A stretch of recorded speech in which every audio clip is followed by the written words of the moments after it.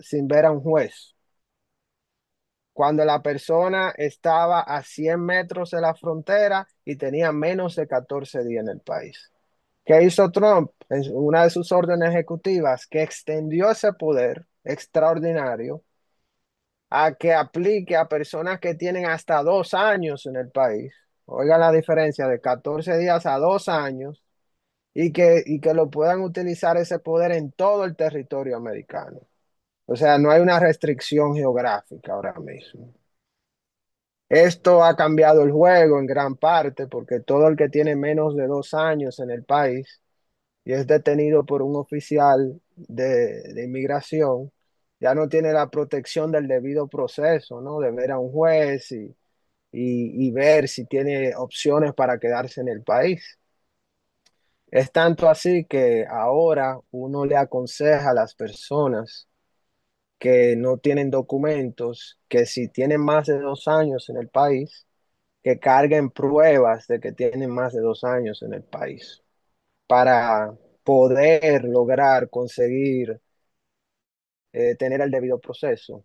Esta medida de expandir el poder de las deportaciones expresas, del poder de deportación expresa, ya ha sido, hay una demanda legal en curso creo que la organización que lo hizo fue Make the Road, una organización pro inmigrantes que está argumentando que eso viola los derechos constitucionales de la persona al debido proceso. Entonces, veremos lo que las cortes dirán al respecto. Pero mientras tanto, como muchas de las cosas que se está haciendo este gobierno, hasta que la corte no dé un veredicto, están en pie. Lo otro que vimos fue la cancelación del TPS para los venezolanos de la extensión, lo cual es irónico, ¿no? Que los Estados Unidos dice que en Venezuela hay un gobierno que reprime a las personas y demás, y ellos tienen una protección que le permite estar acá y no ser deportados, y ahora quitan esa protección para mandar a las personas al gobierno que ellos dicen que reprime a las personas. O sea, no hay una lógica ahí que se esté siguiendo. Pero eh, se hizo un acuerdo político, por lo visto, porque también el gobierno de Venezuela decidió aceptar a las personas deportadas, lo que no hacía anteriormente. Y, y sí, y el TPS se quitó, lo que quiere decir que 600.000 venezolanos que vinieron a este país pasando muchas vicisitudes, ahora están en riesgo de deportación, unos después de abril, otros después de septiembre. También el Congreso pasó una ley, se llama The Laken Riley Act. Hubo una joven de 22 años que fue atacada y asesinada por un inmigrante indocumentado. Los republicanos cogieron ese caso y lo usaron como punto de lanza para, para pasar esta ley. ¿Qué dice esta ley? Que si una persona es acusada, indocumentada, es acusada, no tiene que ser encontrada culpable, solo tiene que ser acusada de robo, robo en una tienda, puede ser robo en una tienda, de meterse a robar en una casa, de atacar a un oficial de policía o cometer un crimen que lesione a otra persona, solo con la acusación se le debe de detener, mandatoriamente tiene que ser detenida. ¿Por qué pasó esa ley? Porque en ese caso la persona había sido acusada de robar en una tienda, pero como el robar en una tienda de por sí no, no dictamina o no es un índice de por sí de que tú eres un peligro público o que tú eres una persona que se va a hacer fugitiva, entonces a esa persona se le dio libertad antes de que se decidiera el caso. O sea, aquí, cuando una persona es arrestada, tiene el derecho a una fianza o a veces lo dejan salir sin fianza si se considera que el crimen no es un delito tan serio. Eh, Eso, bueno, eso acaba de cambiar con esta nueva ley, ¿no? En la cual si son acusados de cometer uno de los delitos que enumeré, hay una detención mandatoria. Esto llevará a que el proceso migratorio sea más agilizado para esas personas, porque una vez que un inmigrante es detenido, entonces ya hay una diferencia muy grande de cuánto dura el proceso delante de un juez. Cuando están detenidos porque la persona tiene un interés en su libertad, que es muy fuerte, entonces se agiliza el proceso. Entonces, esta nueva ley le va a permitir al gobierno a deportar más rápido, ¿no? Detener, y es algo que tenemos que mantener en mente porque creo que hay un incentivo económico detrás de todo esto también con la industria privada y los centros de detenciones y demás. Entonces va a estar eso y también deportar más rápido a las personas, solo basado en una acusación, lo cual se puede cuestionar si eso está bajo el debido proceso. Pero fue una ley popular que hasta muchos demócratas votaron por ella en el Congreso. Y usualmente sucede así cuando hay tragedias, porque entonces eso crea todo un efecto emocional. Otra cosa que ha cambiado con el enforzamiento de las leyes migratorias es que ya no existe la discreción fiscal.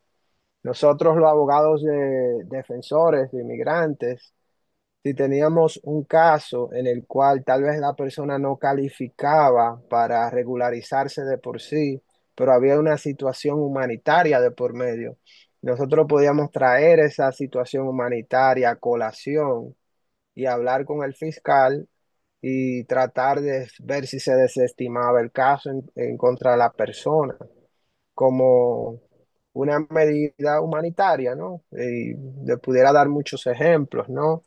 Puede ser que una madre tenga hijos, que ella ganó la tutela de esos hijos en la corte, tus hijos califiquen para el estatus inmigrante juvenil especial que los legaliza, pero no le beneficia a ella.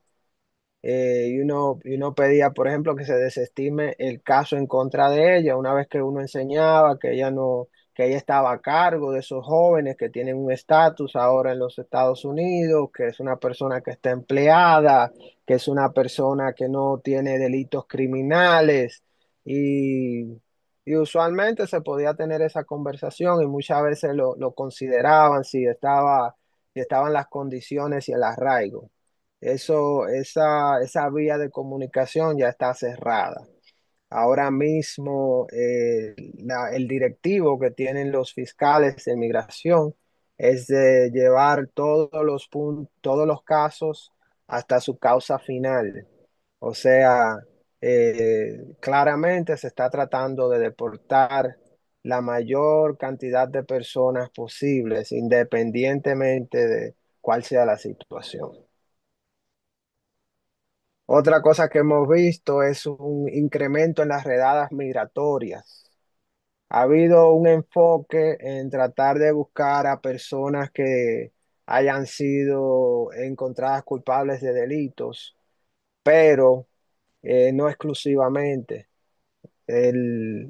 Tom Homan, que es el zar de estos esfuerzos migratorios, en un programa el viernes estaba dando algunas cifras y decía que se habían hecho 17.000 arrestos y que 76% de ellos eran personas con casos criminales y que el resto eran colaterales, como él usó el término colaterales. O sea, eso quiere decir personas que no son criminales, pero están indocumentados, pero como ellos lo encontraron en lo que ellos estaban buscando a la otra persona, entonces se lo llevaron también. Esa cifra concuerda con más o menos el reporte que dio la presidenta de México también el viernes pasado, que decía que habían llegado unas 11.000 personas deportadas allá. Bueno, perdón, ella lo que decía que de los 11.000 deportados, unos 2.500 no eran mexicanos. Pero, por ejemplo, de los vuelos de deportaciones que llegaron a Colombia, eh, ninguno de ellos tenían, de un grupo de ellos que de los primeros que llegó 200, decía el presidente Petro que ninguno de ellos tenía un caso criminal. O sea que obviamente no se está solamente buscando a la persona indocumentada que tiene un caso criminal, eh, eh, como se vendió al principio. Porque lo que se está haciendo ahora es que en el lenguaje de ellos es que todo el que tiene, como decía anteriormente al principio, que todo el que está aquí indocumentado es un criminal. Esa es lo que ellos están tratando de crear, esa conexión. Hay un ataque en el enforzamiento de las leyes migratorias y de las redadas. Ha habido un ataque a las llamadas ciudades santuarios. ¿Qué son las ciudades santuarios? Son ciudades o municipalidades como Nueva York, Colorado, eh, muchas de las ciudades de California, en los cuales hay una política de que el gobierno local no está para enforzar la ley migratoria. Si el gobierno federal va a enforzar la ley migratoria, que lo haga el gobierno federal, pero las ciudades santuarios no cooperan de por sí para el enforzamiento de esas leyes porque entienden que no es su jurisdicción o lo que ellos están obligados a hacer y optan por abrir sus servicios, de no discriminar, por ejemplo, si no preguntan cuál es tu estatus cuando tú vas al hospital a recibir, si tú vas a la sala de emergencia, si tú te acercas a un policía municipal o un policía de la ciudad de Nueva York, no te van a preguntar cuál es tu estatus. Y esas son las ciudades santuarios, ¿no? Entonces, el gobierno federal ha tenido un enfoque de cómo estas ciudades no están cayendo en línea, no están siguiendo las órdenes de por sí, aunque constitucionalmente hablando, no están obligadas, porque algo que tiene interesante el sistema americano es que hay un gobierno federal, pero hay gobiernos estatales, incluso cada estado tiene sus propias leyes. Claro, todos tienen que regirse bajo la Constitución, pero por ejemplo acá, los que somos abogados, yo soy abogado en el estado de Nueva York. Yo no soy abogado en otro estado. Yo no puedo ir a otro estado a ser abogado. Porque yo soy abogado del estado de Nueva York, de las leyes de Nueva York. Ahora, la ley migratoria, que es federal, aplica en todo el país y tú puedes ser abogado de un estado y aplicarla y hacer inmigración. Pero si yo voy a hacer un proceso de ley estatal en otro estado, no lo puedo hacer porque no soy considerado un abogado en ese otro estado. Y eso es por el diseño de la República Americana, ¿no? De que